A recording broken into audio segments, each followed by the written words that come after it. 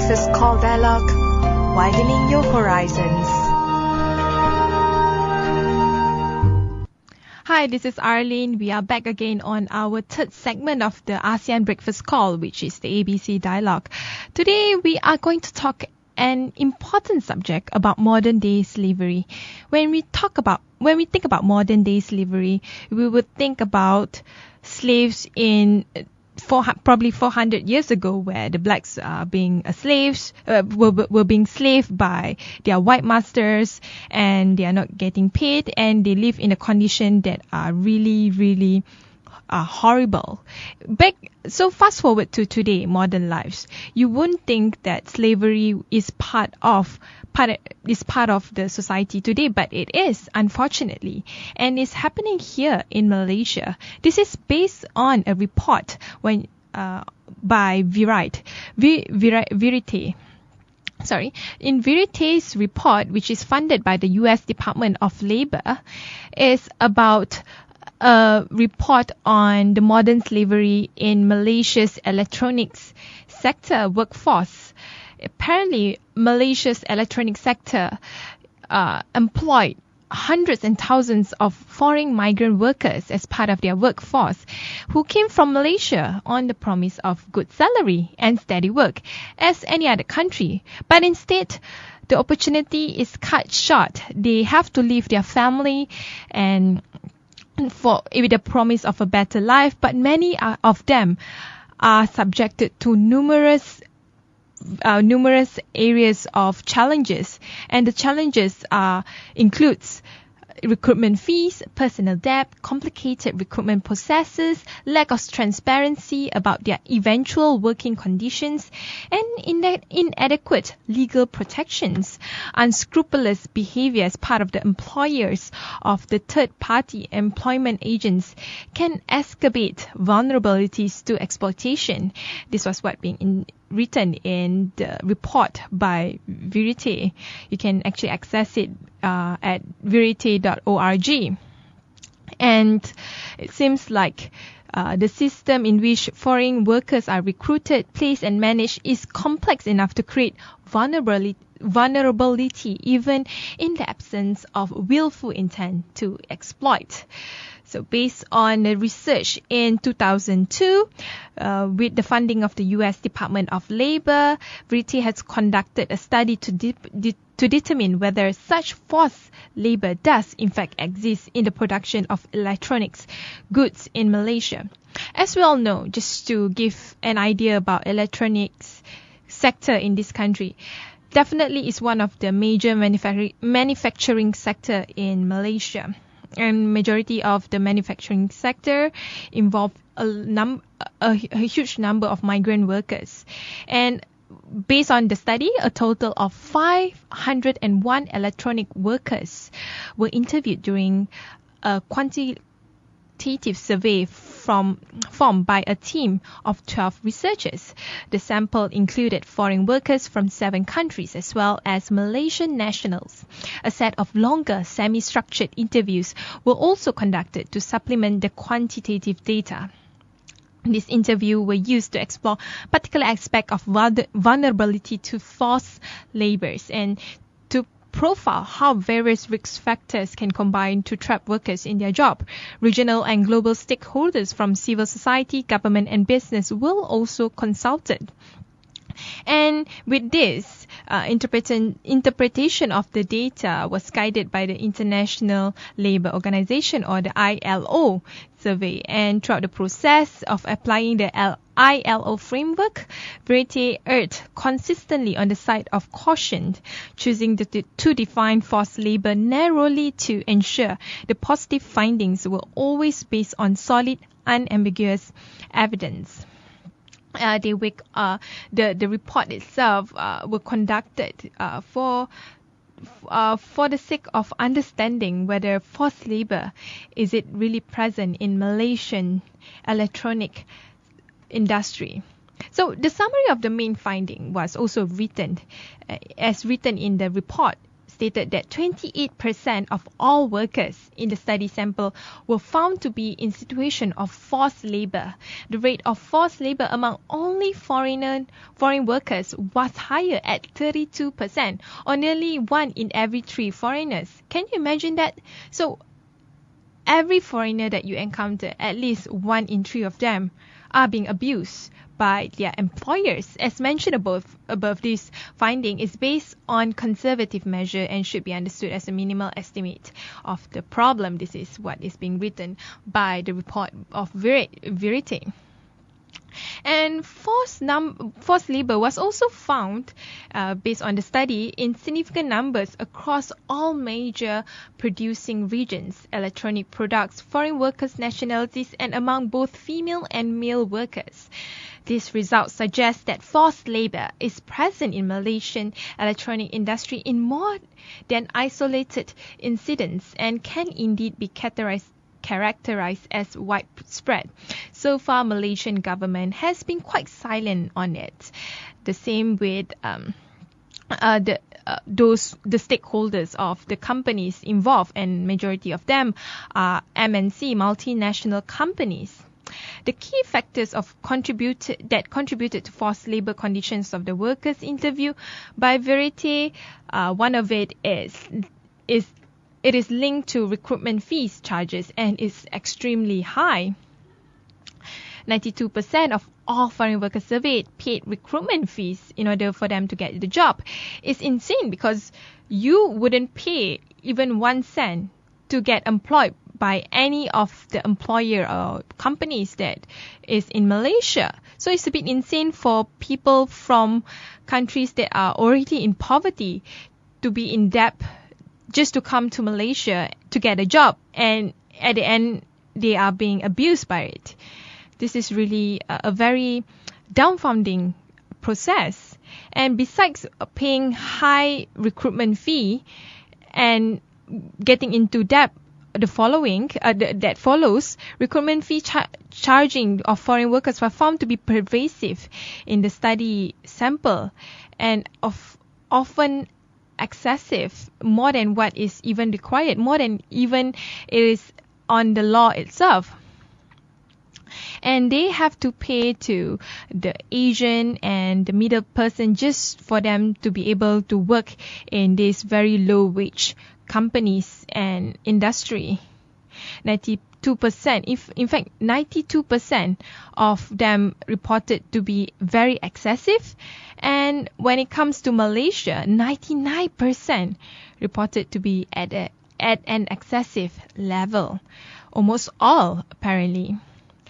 Second reason why all these workers are subjected into modern day slavery is the workers' indebtedness was strongly linked to excessive recruitment fee charged to workers in their home countries and in Malaysia. As being reported in Verite, 77% of workers who were charged fees had to borrow in order for them to pay. And most often they would borrow from their whole community or from the banks or just to pay for recruitment fees. And it's insanely high even on average. And that workers who did not have to borrow, is even high, even on average, that workers have to be indebted and they have to stay in Malaysia for quite a long time in order for them to able to pay back. And 50% of them took longer than a year to pay back the fees, not even making any money out of it within that 1 year. So can you consider that you slaved yourself for a year just to pay back the sum of money that you borrowed just to come to Malaysia and work? It's not even a very good return of investment if you think about it. What one considers the typical work contract of a foreign workers is 2 years in duration with the option of 3 years extension. This means that 50% of the workers were paying off recruitment debt for at least half of their first work contract. If you work for 3 years, you're only making money the next 2 years, but the first year you are just paying off all the debt that you have. Recruitment-related debt compelled workers to work because of that, they have to work extra hours. Some of them do overtime almost every day so that they are able to pay for all their debts. Besides debts and paying of debts and overwork just to pay debts, forced labor is also linked to deceptive recruitment. A lot of the agents here can't be trusted, and a lot of them misled the recruitment phase about the term of their employment agreement.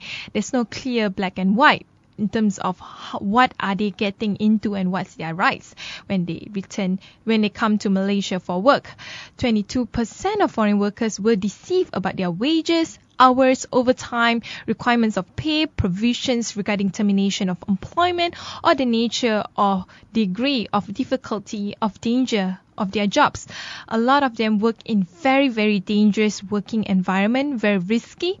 A lot of Malaysians were not want to work in all these different industry, but they did work in the industry just for the sake of their family, and they have little ability to change or refuse their job upon arrival, because you're already in Malaysia, you're already indebted to the people in your country and to the agent itself. It's not easy for you to simply say, hey, I'm not happy with the contract that I'm getting into, I'm going back to my country, whether it's Nepal, Indonesia, Burma. They have no choice on it.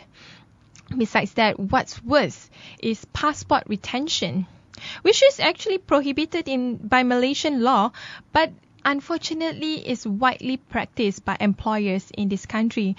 Almost 94% of foreign workers reported that their passport was withheld by their employers, either even their agent, and 71% reported it was impossible or difficult to get their passports back when they wanted or needed them. Besides that, foreign workers that were interviewed by Verite were highly constrained in their freedom of movement. Passport retention was one of the contributing factors. As we all know, in Malaysia, we have the Rela forces, we have the police, we have all the different security forces. So it's hard for them to move around in this country without being feared that their life is on the edge. And 62%, or nearly 2/3 of all foreign workers interviewed, reported that they were unable to move around freely and safely without their passport or other travel documents with them.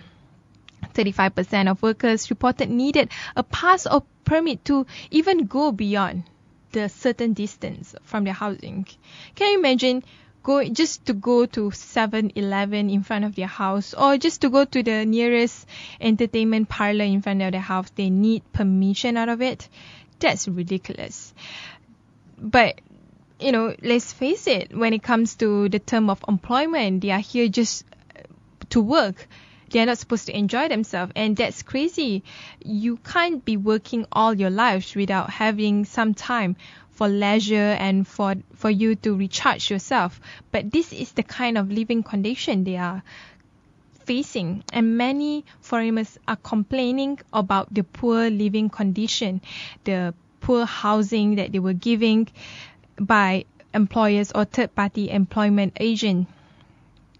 There were documentaries that shown that some of them don't have access to clean water. Some of them were even have to live in a very small area where they have to sleep side by side with their peers. For example, in small room, they will be having more than 8 people living, sleep, and work, living, sleep, and also having their leisure time together. While 43% said that there was nowhere they could safely store their belongings and this is important, where they can store their money. They can't put it in the bank because some of them are not even allowed to, because they don't even have a passport to open a bank account, and 22% of the foreign workers said they did not feel safe in their housing even. A lot of stealing is happening. Hence, was difficult for foreign workers surveyed by Verite to leave before the end of their work contract. 57% of foreign workers respondent reported they could not leave their job before their contract was finished because they would either be charged an illegally high fine that would forfeit wages or runaway insurance, would be forced to pay the balance of the levy, would lose their passport, or would denounce the authority.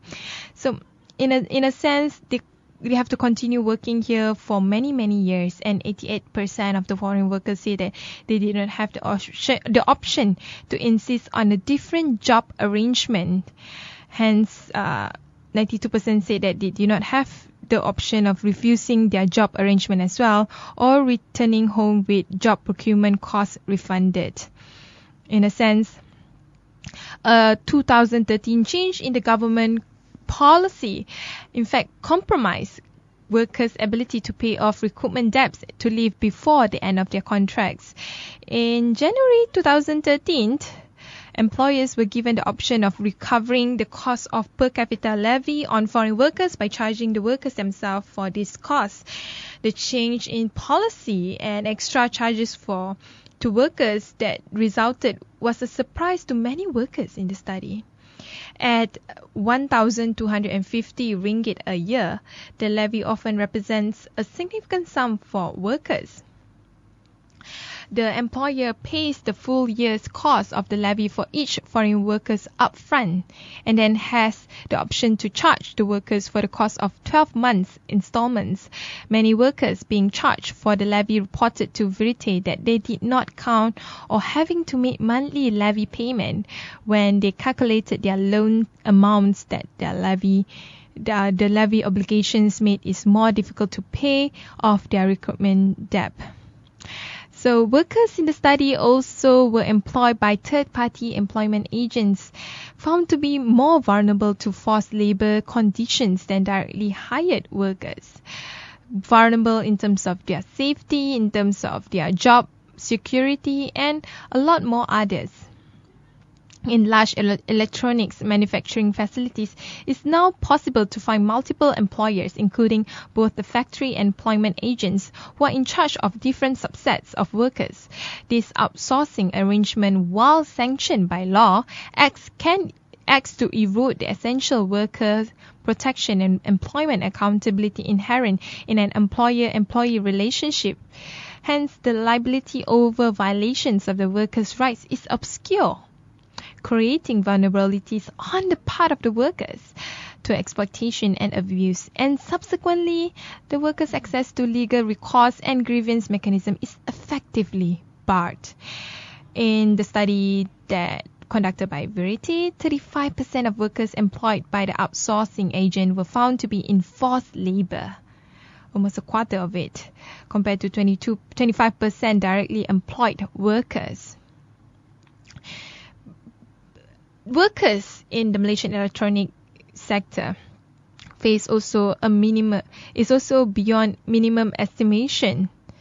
To consider that the workers can be considered a threshold of forced labor to exploit more comprehensive measure of the problems. With other factors, with the factors that I just mentioned, other additional factors that restrain them. Foreign workers interviewed by Verite were closely scrutinized by employers, the government, and even the society. For example, Realize, I mentioned earlier, they usually are the ones who cause direct or indirect physical harms to the workers, foreign workers, and they are the ones that are very much feared by the foreign workers themselves. And when it comes to government, they, instead of protecting the workers' rights, they are usually the ones that would abuse their power or even the law in order for them to not somehow be responsible of what is happening within the foreign workers itself. We will take a short break. When we return, we will discuss more on what is being reported in Malaysia and what are the responses by all these different corporations, as well as the Malaysian government itself.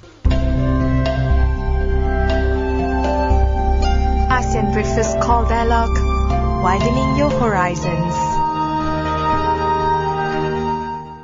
Hi, this is me, Arlene, back again. And then this is Grace. And yeah, we are going to continue our discussion on modern slavery in Malaysia.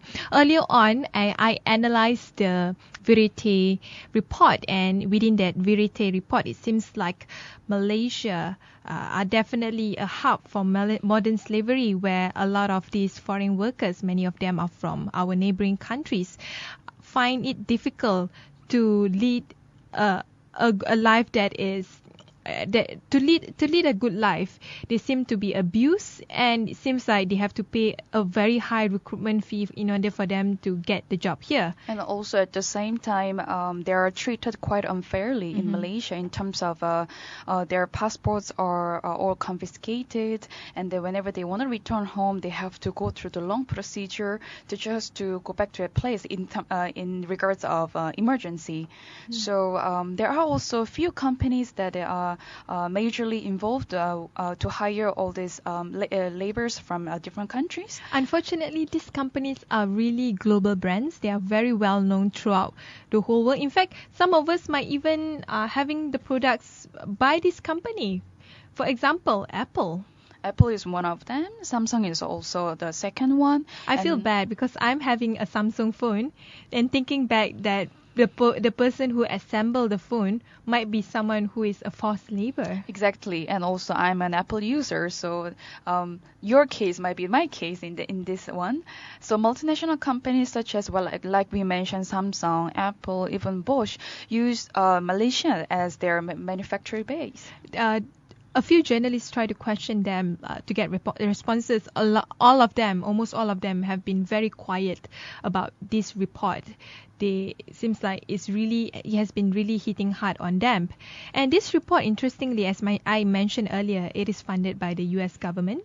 In particular U.S. Department of Labor, and it also has the support of international organization, including ILO, and ILO is very much concerned about this, and it was ready to help Putrajaya to address the problem. And also ILO, the International Labor Organization, has urged the federal government to urge the condition to help out and solve this modern day slavery problem in Malaysia.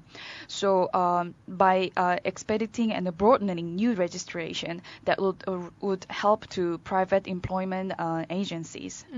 As we all know, Malaysia is also one tier behind when it comes to the human trafficking report produced by, of course, the US government as well. And this shows that the labor exploitation in Malaysia is not isolated. It is definitely systematic.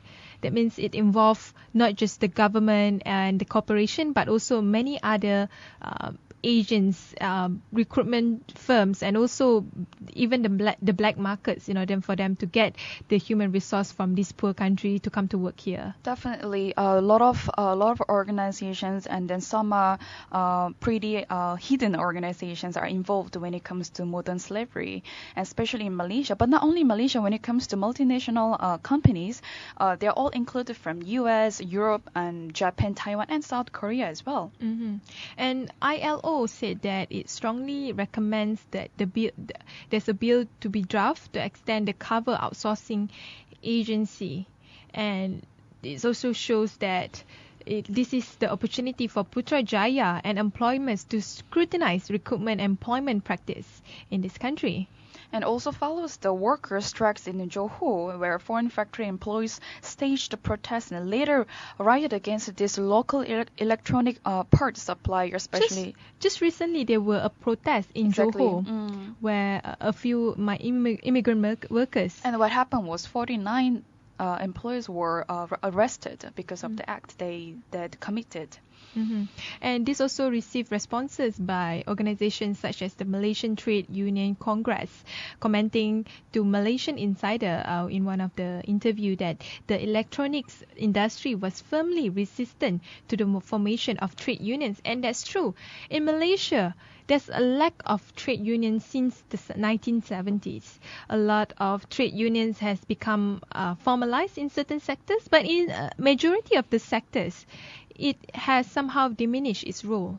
And this is definitely evident within the foreign workers. There's zero foreign trade unions that they can join, which can somehow protect their rights. And then it also majorly involves the human rights when it comes to modern slavery. And the most shocking most shocking news to those multinational companies, including organization, is that this was happening in modern facilities. It's interesting that it's happening now today in this modern world where you have skyscrapers. You supposedly we have United Nations with its international and universal guidelines and practices. And they're all major international brands, right? Yeah, and we have international companies that supposedly are the pinnacle of how a company should function when it comes to protecting the rights of workers. But they are the ones, especially I'm talking in regards with Malaysia, the ones that is committing the crimes against modern slavery. And how about the government in Malaysia? What do they do to face these problems? Because this is increasing and it's becoming more evident in these days. So one of the interviews, one of the proposal by ILO, of course, is to work with Putrajaya, but they are also working with the Malaysian Employers Federation to develop guidelines on the recruitment and placement of migrant workers. But the question is, how fast can you be to settle the issue? Because this is not an issue that just happened 1 or 2 years ago. This is a long winding issue that is happening decades ago. And then what they pointed out by the government is pretty general. We need to look into more details and how we can fix this problem in terms of human rights and recruiting all those people from other countries. Mm-hmm. But in general, Malaysian government has also been silent about this. Malaysian embassy in Washington has been contacted, but they did not respond. Definitely, officials from Samsung and Sony has been contacted as well. They did not respond to any of this. While a spokesman from Apple said that this is an issue we have paid a lot of attention to and done a lot of reimbursement to workers who were charged excessive recruitment fees. These are very generic statements, and it doesn't show that they have done enough, even though they say they have done something. But it's not enough to curb the ill practices of this recruitment fee. I'm questioning why is this government ignoring or just hiding all this problem under this? Because this is really important. Because after all, they want to survive in this world, and they come to Malaysia. Major of them from Cambodia and Vietnam and other countries, or our neighbor countries especially, and they want to earn money. So, but then, like for example, they are treated very unfairly in terms of confiscating their passport. They can't return their homes, and even in terms of their earning a payment monthly, it's also quite low compared to the other countries. But still, government has not come up with the proper or exact solution to face these issues. They haven't done enough. One of the problem that is being highlighted is the government's inefficiency. It's not the government has ill intention, but it's not capable enough to address such problem when it comes to workers' rights. Partly also the lack of trade unions, where workers are not able to express what is happening with them when it comes to the problem on the ground. When you have a trade union, the trade union can represent your rights and talk to the government and other interest parties to solve the problem at hand. So that actually means there's no, in terms of evaluation form from the companies or even from the government. No, it's just based on the prerogative of the company. For example, what has been spoken by the representative from Apple, they say that what the company should do is have to strengthen their code of conduct. But you know, even though you have a good codes of conduct, but if you don't have the law to protect the workers, it's not easy as well. It's not easy. And also this year, the U.S. State Department downgraded Malaysia to the lowest tier of its trafficking in persons report. Yeah, just like I mentioned earlier. Exactly. And also, a lot of reports have mentioned about this. It's actually serious problem what's happening in Malaysia, and also involving a lot of multinational companies. So, the majority of the problem comes from the recruitment firms itself, of the fees, of the law, of the legal of the fees, and also of the environment where they are legally bound to the company to pay their debt, or not, they are not able to get out from the situation they are in. And also, once they actually do voice out their problems, they get arrested, such as what happened, the incident we just talked about in Johor. So the way forward is definitely for government and employers to scrutinize recruitment and employment practices and review policy that contributes to making workers vulnerable. In particular, more can be done to make it easier for migrant workers to change employers.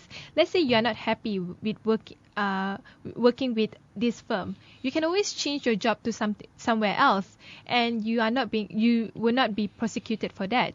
And also, you should have the ownership of your passport.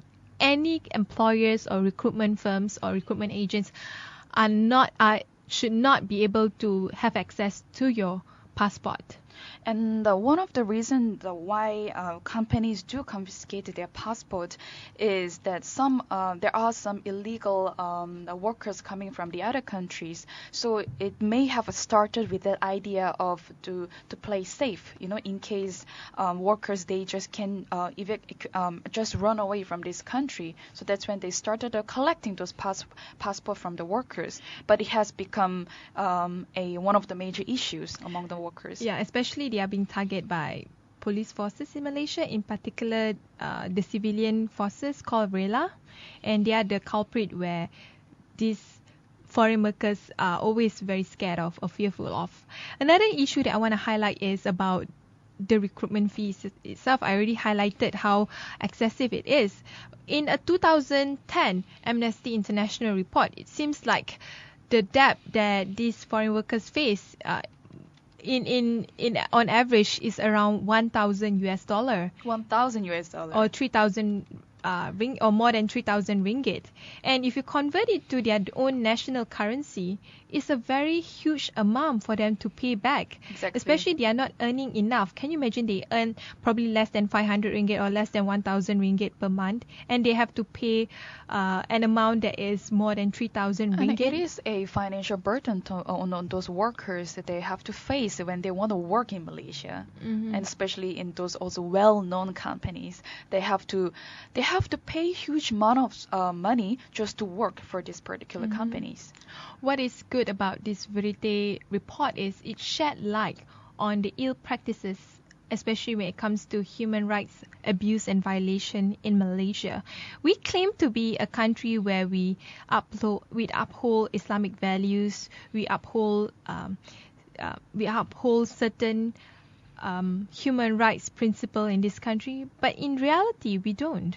If you look at the underlying surface, it's a very hierarchical, feudalistic country where the foreign workers are the slaves of our society today. And it's also the direction of the company where they're going, when what their focuses are, but they seem to ignore all those human rights among this work and also workers, I will say. So that's when it becomes more problems, and labor especially, they need to have a right to voice their problems, whereas all those problems are ignored.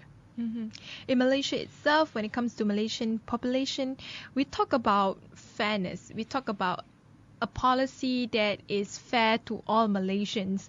We scream when the government failed to repeal laws that are discriminative to certain race, but at the same time, we close one eye when it comes to the rights of these foreign workers. Just because they are non-Malaysians doesn't mean that they are less human than us.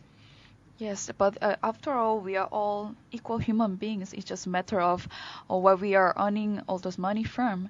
But those workers, like I mentioned, they really want to work and they earn their money and they send it to maybe their families and friends to their countries. But if these problems is not gonna solve anytime soon, we can never expect that when will be another strike happening around Malaysia. Perhaps another major strike from the bottom up, like what had happened in Johor for They all burn down the Malaysian factories. to somehow Strike.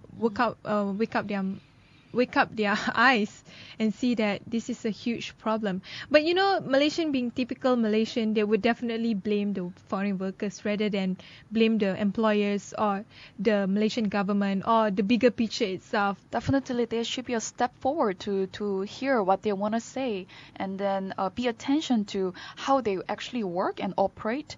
Because some of them are, like you mentioned, that they do work over hours and over the working hours, which is quite unfair and compared to how much they get per month.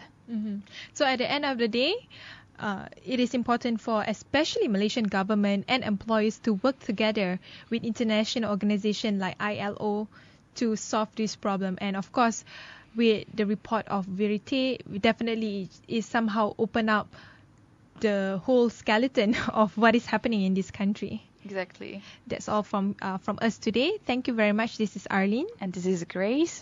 Bye.